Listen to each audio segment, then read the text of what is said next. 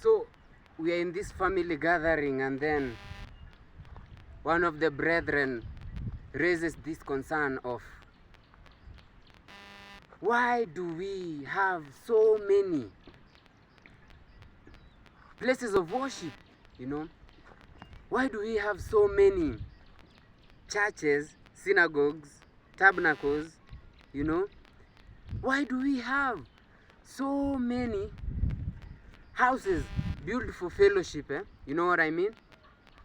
In simple terms, let me call them church. Why do we have so many churches around as Christians?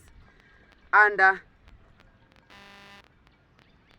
instead of having one main sanctuary, maybe it is in some certain town, in some certain city, we have one or two gathering places of believers where we come to fellowship.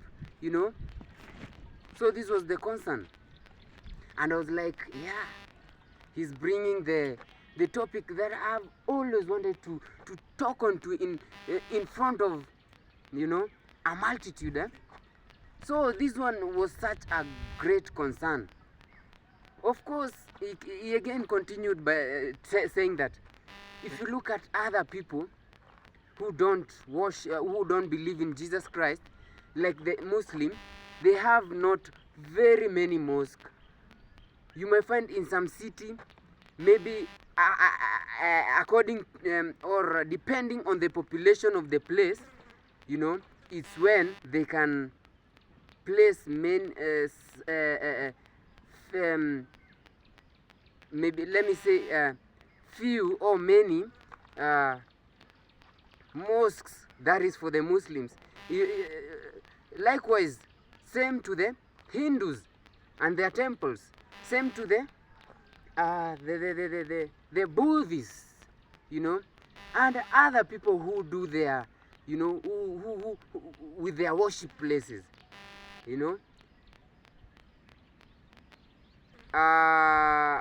as compared to the Christians, who we believe that we are the ones serving the true God through his son Jesus Christ, And I was like, yeah.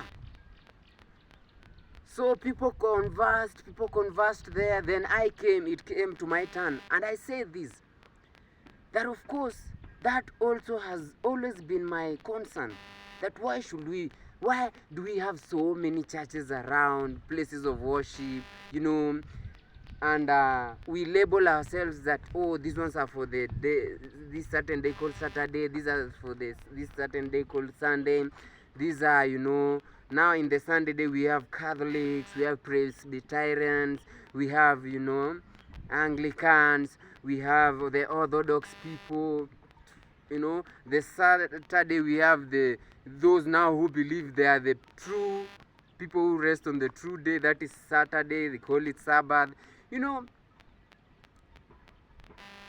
Why as Christians?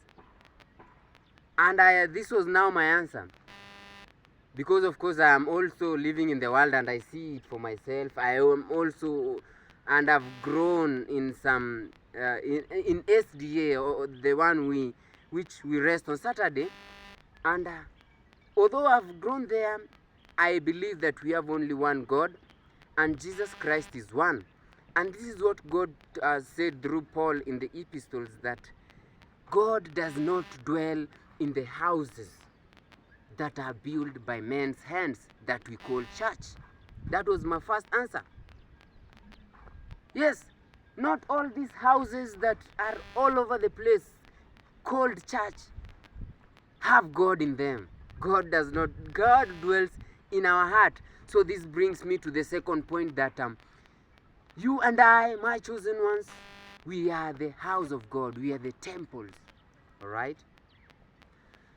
And the third point was this, before I elaborate the second point of you and I being the temple, that whenever 2 or 3 people have gathered in the name of the Lord and the Holy Spirit is within, God is there. So anywhere, even under the tree, leave alone those houses built, where people fellowship. Even here, where if I could be with another one, some partner alongside me here on camera right now, and the vibes are godly. Yes, God is here. And that's why Jesus went from place to place, preaching to multitudes. It was not in an enclosed building. It was like a crusade. It was in an outdoor. Many of Jesus's congregations, he gathered the multitudes in an outdoor place. So that is what that point means by saying that whenever 2 or 3 people are gathered in the name of the Lord, He's there. The second point, which I had to elaborate, is that you and I, we are the church. Yes, God is saying that I personally, as the church, I should not go against the will. We say that the spirit is willing, but the body is in denial. The body does not want to accept the reality, but the spirit is willing. All right? So, the only ones who know and come to realize that they are the temples, I know I'm the temple, are those who are willing and obedient to hear the voice of the Lord through the Holy Spirit. Because the spirit is willing, the body is in denial. So if you listen to the spirit, you will understand that you are the temple of God. And hence, saying that leave alone these places of worship where people label them as church. God mostly is not in many of the churches, because in those houses, because the devil also has the power to pretend to be the angel of the light. Folks, my chosen ones, if the devil has the power to pretend the angel of the light, he can be a pastor and minister to you. He can be an evangelist and minister to you. But he'll be adding some truth, all right? And many will fall for the deceit, all right? Those are the 3 points that I put across, and everyone was like, yeah.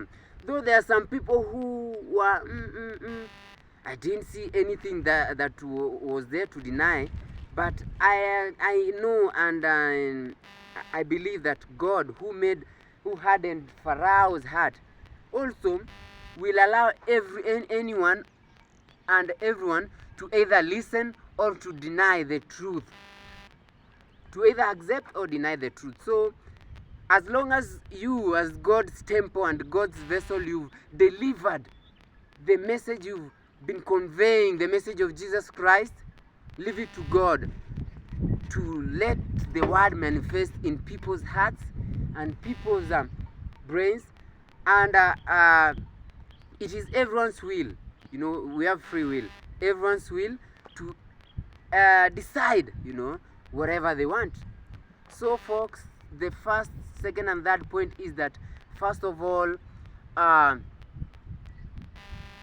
me start with the third one, that says that whenever 2 or 3 are gathered in the name of the Lord, is there. The second point was that you and I are the church and the temple of God, and we should preserve the temple. If we destroy it, God will destroy it. If we take care of it, God will take care of us. And the first one was that God does not dwell in houses built by man's hand, because also the devil has the power and he can pretend to be the angel of the light.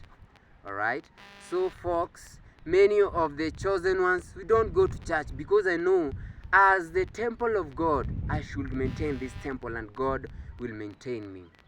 And I believe also that where I gather amongst righteous people, God is there. So I can't find myself amongst wicked people. And I know also that the devil is so,